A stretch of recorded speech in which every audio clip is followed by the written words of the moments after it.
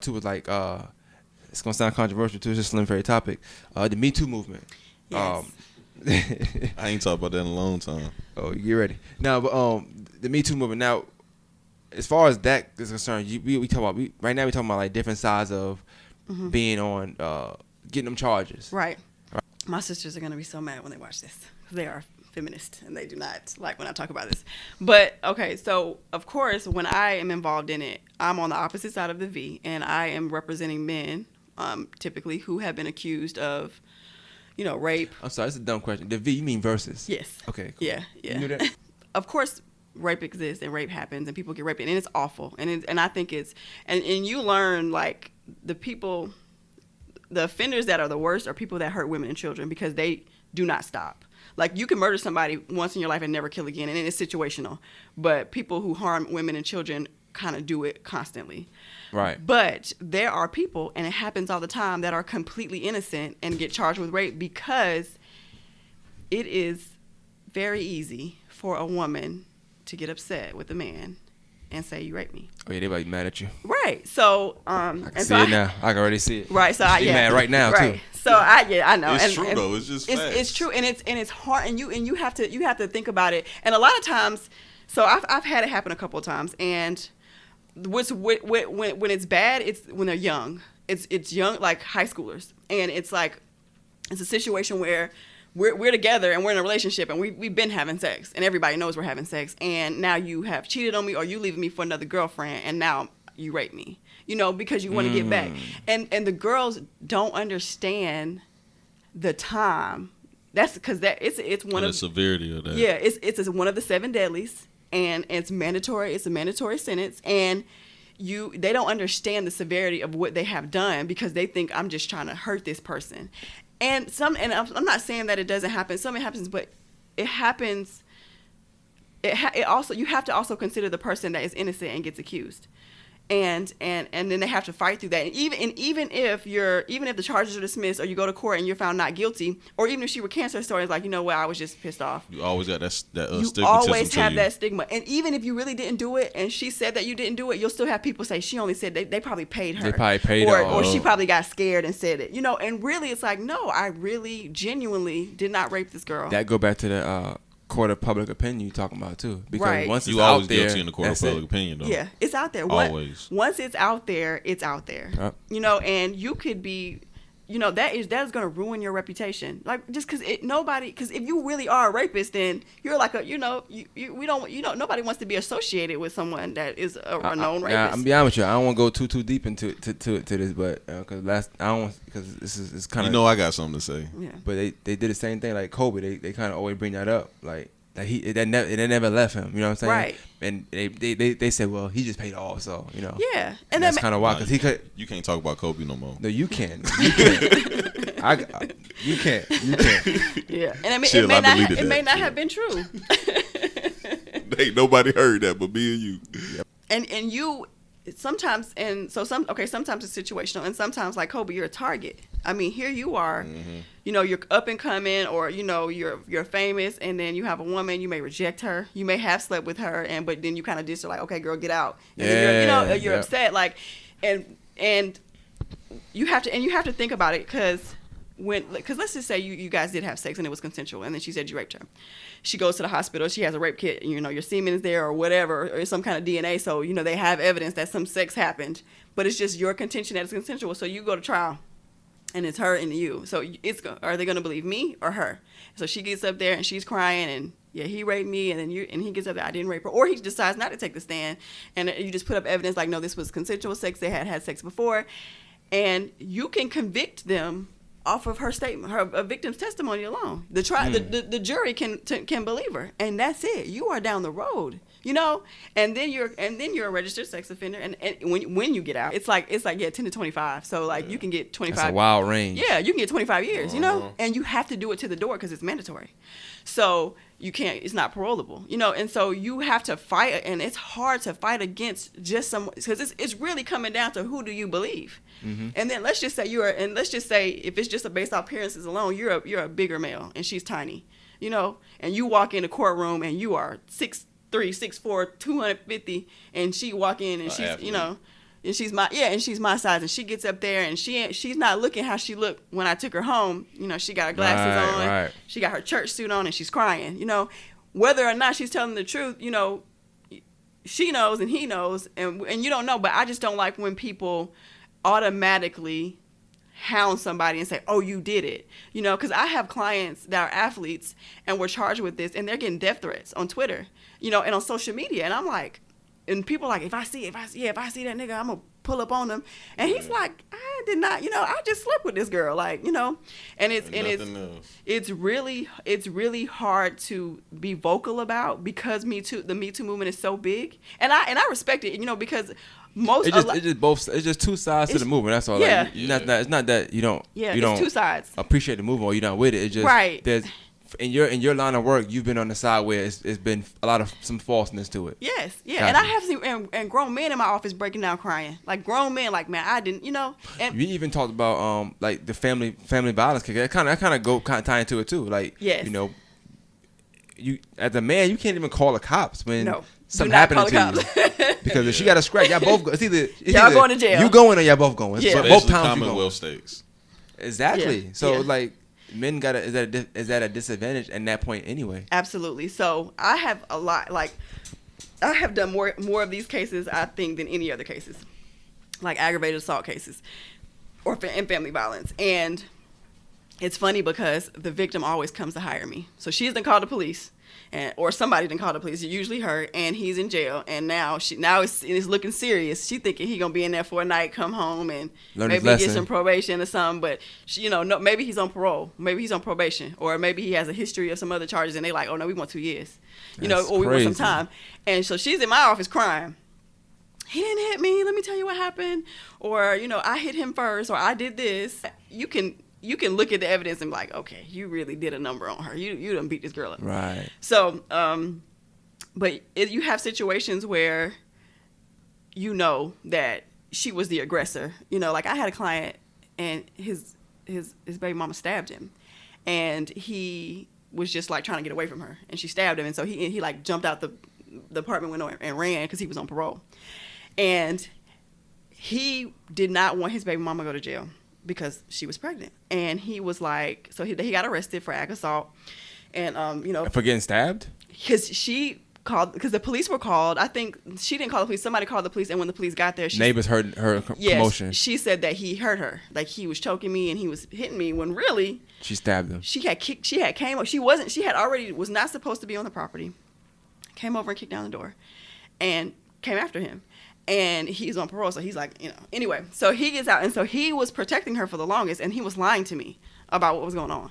And so I had to do my own investigation. I'm talking to his mama, and finally I go to him, and I'm like, listen, because he was on parole, so he didn't have a bond. I'm like, you've been in here. You gonna tell me the truth today? Are we gonna do this? And so he was like, okay, this is what happened. I can't have her in jail. She about to have my baby. I'm like, I got you. So I went, and I went to I called the DA's bluff. I went and I went to the ADA, and me and the ADA we had a light skin thing going on. A light skin thing. We had a light skin thing going on, right? That's main favorite topic. So she, she was light skinned and she was fine, and and she was, and she was, she had the neck roll and and I'm trying to, first you do what you can, I'm trying to, be civil, like, okay, let's do this, and then we kind of got, and then where one pretrial, when we were in the back, we kind of it got a little spicy between us, and I was like, okay, let me pull back because I need you to dismiss these charges. So, but eventually what happened, so we went, I talked to her, I think I figured out that there were pictures of the stab wound, and so his mama I'm like, give me the picture. So I take all the evidence that I have, I go, and I get it, and so I go talk to her, and she was like, well, I still want him to do, I want him to plead to like simple battery. I'm like, no, he's on parole. If he pleads to this, he's going down the road for 2 years. Absolutely not. He just got out of prison. So she ended up, so she was like, well, you have to, my supervisor has to prove it. I'm like, cool, bring her in here. So she came in there, I laid it out, and she was like, let him out. Because one, she wasn't supposed to be over there.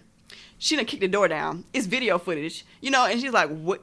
Let him out." Like, if he did push her, he was defending himself. He stabbed her, so he was let out, and she hired me, and right. and so I feel like, and see, the problem is, the issue is when you're defending a case like this, if he really is an abuser, victims notoriously will recant the story because, you know, they're in love, they want him to get out, and they come home and he does the same thing. So when I'm saying that she's lying, I'm like, she's lying. They like, and I'm like, or she recanted her story. Here's an affidavit saying, like, I swear, like it's a signed, sworn document. I swear he didn't hit me. I hit him first. They're like, oh, she's just doing, she's abused. You know, Gotcha. she's just doing that. Hers. Yeah, she's just doing that because, you know, she's a battered woman. And I'm like, nah, she's crazy. Yeah. And your sister's gonna be mad again. They're gonna be very But let's upset. make them a little bit more mad. So back to the Me Too thing. Just back to the Me Too. Okay. Yeah, because I had an important question. This is a very important question. So how you feel about everything you said about the Me Too stuff? How do you feel about people that how do you feel about the term rape culture? Do you think we live in a society that has a rape culture? Why do you want to talk about this? Y'all opened it up. So I think things happen in waves, and right now we are living in a time where the Me Too movement has caught on fire, and people, and it's good that people who have been hurt before now feel like they have a platform to come out and speak. I'm fine with that. You know, I feel like that. I'm glad that a safe space was created for women to come out and say, you know, I was hurt too.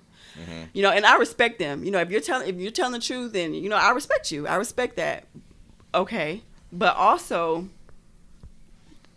the lines get so blurred to the point where, because I have parents ask me who their kids have been convicted, what could we have done differently? What do I tell my son? And I'm like, you damn near have to say, listen, girl, sign this paper and say that you consent to what we about to do, because you damn near have to have proof that she consented, because what else can you do? I'm gonna tell you right now, right? The first thing people get mad at when she said if they tell the truth. But I'm talking to a woman one day, and once you say if, they be like, "Whoa, who said she's lying?" I'm like, "Whoa, chill out, bro. People lie." Yeah, and people who lie. says she's telling the truth? That's my It's like but that's the the same thing only to me. downside I have to the Me Too movement is the fact that it's what we say and that's it. Yeah. There's no room for we don't lie. There's no room for none of that. There's because no there's room never for been the a other guy side. wrongly convicted for rape ever Right. in life. Yes. So that's my only downside but to it. Like you terms like rape culture, statistically speaking, is that a real word? Because it sounds like a myth to me. Like, Of course, as a statistic goes, like, of course, it's made up. Somebody put it out there and it caught on fire. yeah. And I hate that the term. problem with that is now people are just saying it because they want to say it, because I want to belong. people Me people too. weren't even using that word Did you? culture. Yeah. You know, what I'm saying? It's just something they just like now. So it's just you add culture, add any word to culture is just a new thing. Yeah. Because if you tell, like, if you're at a bar and you try to holler at a girl and somebody tells you, "Oh, you rapey," like, my nigga, that's a serious term. Yes. Well, That's not rape behavior. that's stay away from women like that. That's kind of wild. That's the Yeah. first time to be away from them. Yeah. 'Cause that's some wild to say Yeah. in public. That's what them wild. feminazis. That's what them feminazis be on, though. They be using terms like that. I mean, but I know a lot of women who have been sexually assaulted, and Yeah. and I respect that, and I We're definitely not talking about them. right, and I hope that they, of course, because it's a process of healing, and a lot of them don't. People who've actually done a lot of them don't even get accused or arrested. But I'm just speaking on the other side, because I feel like not a lot of people speak up for them, and it tears people up. It ruins you. You know, I have seen confident, outgoing clients being ruined by an accusation. And then, I mean, eventually you get your feedback, but sometimes you never get away from that. Because now you're rapey, like you said. Now you That's a That's kinda disgusting word. yeah, now That you word is rapey. gross. They're on that side until the chickens come home to roost. That's what my boss always says. When somebody accuses your dad or your brother, then you're like, oh, my brother, Exactly. he ain't like that. Exactly. He would never. That she lying. She a hoe. Now you want to talk about the people that she slept with before she slept with your brother. You know. Mm-hmm. Now everything's coming. You know, like, it's just you have to fundamentally believe in a person is innocent until proven guilty, or until they take a plea and they say I'm guilty. You have to believe in that, because if not, things crumble. And what we have to believe in, and we try to uphold it as much as we can, but with social media, things catch on so fast. Yeah. You have now ruined somebody's reputation. And I just think it's unfair. Well, I don't know if Slim got any more wild questions, because I feel like I was just thinking it'll be funny, like, if we had her up here and then a prosecutor up here, and, like, we could see the different, like, mindsets, because her mindset is like innocent till proven guilty. I'm saying, but they should know their stuff though. But I think the public defenders that's bad. I think it's really not their fault. It's because they're underpaid, yes. and also the clients pissed them the hell off. Oh yeah. Because I remember one time I was in a courthouse. And them boys was in there acting crazy as hell, and I feel bad for that lady. Yeah, yeah. and I'm not taking that. You're not gonna talk to me crazy. I'll drop you. Yeah. You're not. I'm not gonna. You're gonna respect me. But public defenders, sometimes they don't have a choice, and they get real disrespectful, and they treat you any kind of way. But and they think you're not qualified, but you are a lawyer just the same. Talking about TV shows, I always think about Better Call Saul when he was a public defender, and they was giving him his check for the day, and it was like $65, $75. Yeah, and he was just like. And he had a long, horrible day.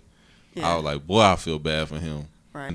What I will say about prosecutors, and I want to say this, because people always say in the African American community, you want people of color on both sides of the V. Like you want to prosecute, you need ADAs. And sometimes you have prosecutors that are good prosecutors and they believe in what they're doing. And if they feel something and if they believe that person is innocent and, they'll do the right thing. But sometimes people's hands are tied behind their back because you have a DA that makes the calls like, no, you can't do this, you can't do that. But I think when I have problems with ADAs that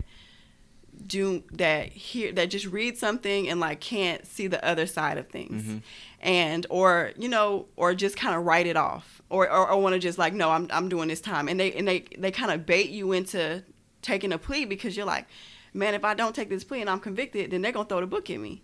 And so it kind of takes your choice away whether or not to plea or go to a trial. Because they always say you have a right to a jury trial. Well, not really. Because if you exercise your right to a jury trial and that jury doesn't come back in your favor, you're going down the road, for a while. The judge is going to, you have expended resources. You instead of taking this plea, you got this good deal. And you wanted a trial, and we spent this money, and now here you go. This is what you asked for. Well, I'm glad you said it. So that could my last point I have is like, I asked you this before though.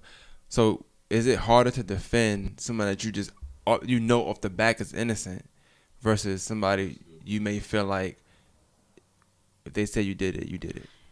It's not harder. The stakes are higher because. I don't want to plea nobody out that I think is innocent. Even if they offer me something good. I'm like, no, I want you to dismiss this. Because you put them on probation and then they get in trouble again, they get arrested. And now they're in jail, Is it harder to prove they're innocent if they're innocent? Sometimes it is. And that's why you have to do your own investigation and you have to stay on ADAs, which sets you apart, private attorneys from public defenders. You have to stay on them and put that time in. And I don't like when they don't recognize that they were wrong. And I'm going to tell this quick story because it's a really good one. I had a guy that was on parole, and he got charged with aggravated assault.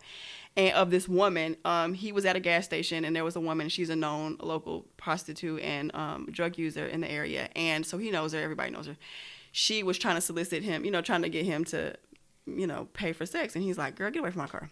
And then she kicks his car, he got a brand new truck. She's kicking the car because she's pissed and she's high. So he throws, he picks up a twig and throws it at her. It's like, man, get out of here, right? Her boyfriend, who was a pimp, sees this and he beats her. So because she can't seal the deal. So he drags her off and beats her in front of people. And for some reason, and he was there, people were watching. And for some reason, so the police drive by a little, and then she flags the police down at, a little after, and she's bloody. She tells the cops that my client did it and not the boyfriend, right? And he is like, so I get to him and I know and he's on parole, he has a long history, and he's like, listen, I have done, gotcha. I've dealt some drugs. He's like, but I ain't gonna put my hands on a woman, junkie or not. He's like, I threw a twig at her because she was kicking my car. I was trying to get her away from the car. So I was going head to head with this prosecutor because he was like, no, he's on parole. He's got a history. And, she said he did it. And though they couldn't find her because she right. They couldn't find her. So that took some time. And the whole time he's in custody because he's on parole.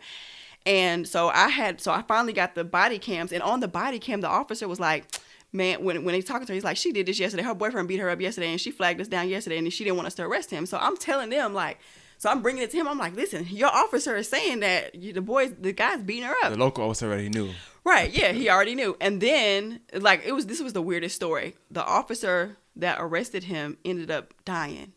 in a car accident. So I'm telling him, you don't have an officer to come testify. He was adamant that he didn't do it, and I was looking for the victim. I was trying to call around, see what, so I kept telling him he didn't do it. Like, listen, he didn't do it. Like, they were the parole. He had a parole here, and I'm like, they're gonna send him down the road.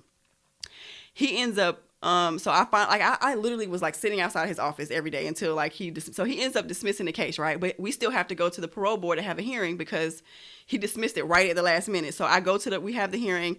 I show the dismissal. I let him. I'm like, listen, he's a good guy. This is what happened. And so they don't revoke him, and they let him out.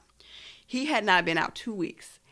2 weeks later, he was because this is a local spot. He was at a restaurant, and he was sitting in. You can see him on camera. He had sat inside. He walked inside, and he was getting some food.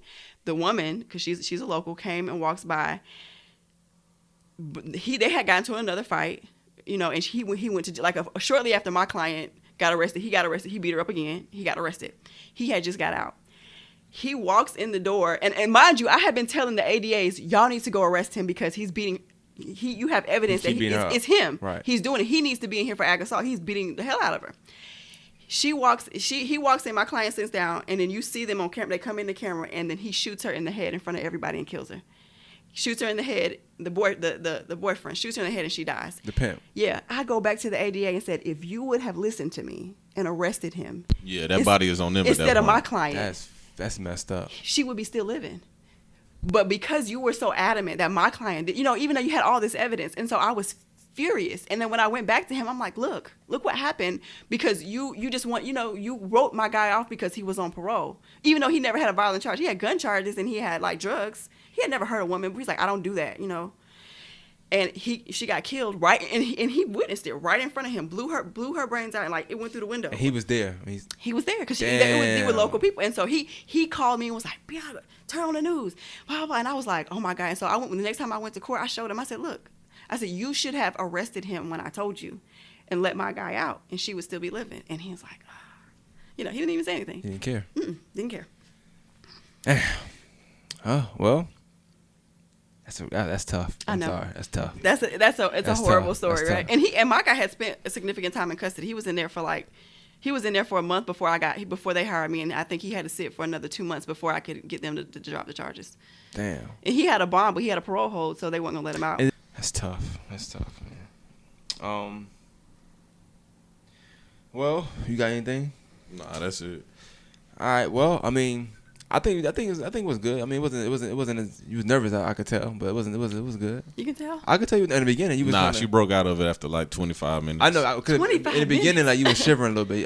Well, it is freezing in here. Well, you was talking shivering though. It wasn't like freezing. It was like sorry. Yeah, but but that's why I kept the good stuff. You gotta remember, we do this every day though, so people gotta get used to this. It is nerve-wracking because I know the camera's right here, and then I got the mics in my face. I figured Slim as hell, I thought they'd be good, No, it's cool, but But then I don't know. He asked me uncomfortable questions. I don't know what's going on. Slim threw underneath. That's my topic, dog. Bing. Yeah. That's my topic. You opened it up though. I told you I was gonna sit here and chill. We had a plea deal ready for that. Yeah, we had already talked about that. I wanted to talk about it because I want. You a bad ADA. That's what it is. It's all good though. Nah, that's a good topic. Nah, it was good though. I mean, I enjoyed it. I learned a lot though. So that's my main thing to learn. You know what I'm saying? Yeah. And like I told Slim, I think it worked out perfect because week before I did Evan. I said I want to do Evan first, and hopefully by then she hit me back and I could do her. And showing up, it worked that way. So I'm happy. I feel good. Everything went the way I wanted to go. Good. You did good. I feel like I ain't gotta text Slim and be like, yo, such and such wasn't talking right. It was good because me and him Slim have a lot of post conversations about podcasts. You know what I'm saying? So if I'm there for his or vice versa, and you can tell it's not really there. Yeah. Yeah, we be having some depressed talk sometimes, but this was a good one. Well, don't talk. About No, it was a good one. I ain't gonna tell you it was good if it wasn't good. I'm gonna tell you right now. I ain't gonna tell you that. No, it was good. I learned a lot too. Nah, this was a real good one. I can tell. I'm gonna tell you. I can tell. Right. In the beginning, Slim was on his phone a lot. I ain't take his phone last hour. He was on his phone like this a little bit. Then he's like, all right, it's getting good. I don't know if he seen my notes. Yeah, this is like a live show for me. Yeah. This is like a live show for me. But it was cool. Slim, I'm getting Facebook comments from Slim. Like, he not paying attention. Okay, he just on Facebook, I guess. Yeah. I said, comment late when you get home. Slim did it right there and there. Yeah. But it was all good, man. But I enjoyed talking to you. Definitely, like I said, to me, you can always come on here. I like talking law, so okay. That'd be nice to do if you could do that every once in a while. That'd be dope. Yeah, if you need it, just let me know. If you have something that comes up or anything that you want to talk about in particular, definitely. You know what I'm saying? And if I get caught up, I'll call you. You know what I'm saying? Hopefully. Yes, call me, know? please. Hopefully I ain't got 50 bands. I'm gonna tell you right now. I'm just let me throw it out there. Every case isn't a 50 band case.